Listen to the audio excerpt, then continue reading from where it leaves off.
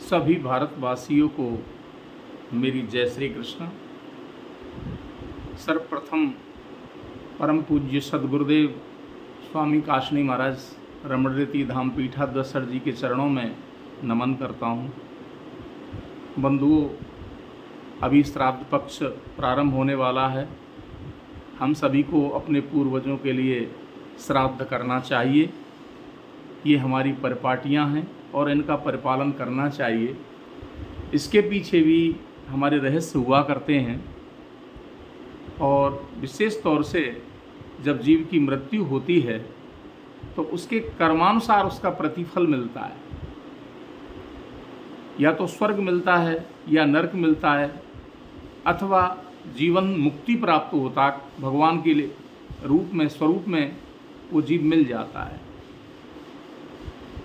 इस बीच जब तक उसका कोई निर्णय नहीं होता, कई बार जो 14 लोक हमारे बताए गए हैं उनमें यदि स्वर्गलोक मृत्युलोक दोनों जो हैं, तो मृत्युलोक से जब वो स्वर्गलोक में आत्मा जाती है अथवा नरक लोक में जाती है अथवा उसकी मुक्ति होती है, यदि इसके अलावा कोई स्थिति बनती है, उस समय तक पितृलोक में ये जीव निवास करते हैं।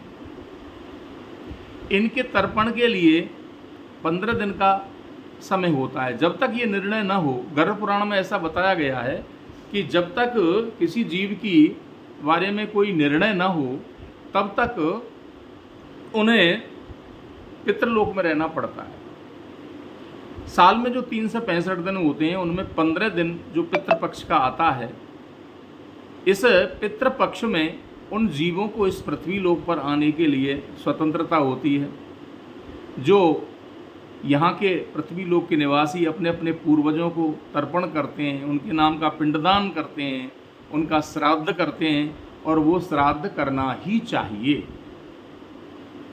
क्योंकि वो जब श्राद्ध करते हैं तो उनको तृप्ति मिलती है और 1 वर्ष के लिए वो अपना भोजन जल सब कुछ ग्रहण करके चले जाते हैं और प्रसन्न होते हैं और अपनों के लिए वो आशीर्वाद दे करके जाते हैं। लेकिन यदि ऐसा कोई नहीं करता है तो इस बीच ऐसा नहीं करने से उन्हें पितृदोष लग जाता है, जिसका कष्ट हम लोगों को भोगना पड़ता है।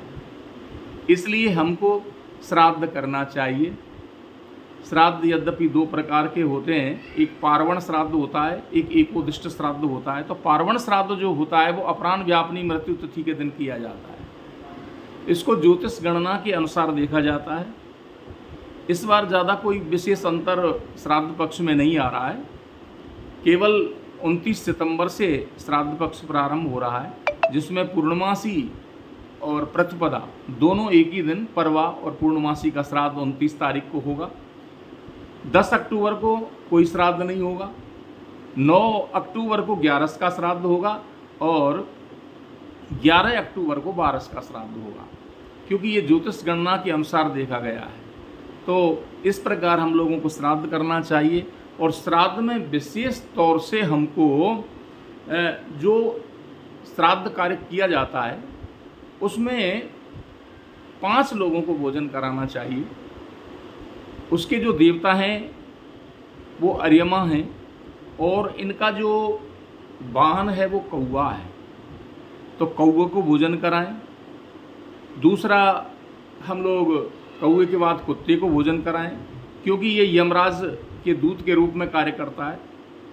तीसरा, हम गाय को भोजन कराएं, क्योंकि गाय को हम पूजनीय मानते हैं, गाय को माता के रूप में पूजते हैं। यदि कोई भिखारी इत्यादि श्राद्ध के बाद आता है तो उसको भी भोजन कराएं, और ब्राह्मण को भोजन कराएं, क्योंकि ब्राह्मणोस्य मुखमासी, ब्राह्मण के मुख से किया हुआ भोजन भी भगवान को स्वीकार्य होता है, पितरों को स्वीकार्य होता है, और उससे पितर हमारे प्रसन्न होते हैं। इस बार इसी गणना के अनुसार हमको श्राद्ध कार्य करना है, जिससे हमको पितृदोष न लगे, हमारे जो पूर्वज हैं वो हमारे लिए संतुष्ट होकर के आशीर्वाद दें और हमारी उन्नति की कामना वो करें। इसी कामना के साथ जय श्री राधे, जय श्री कृष्णा।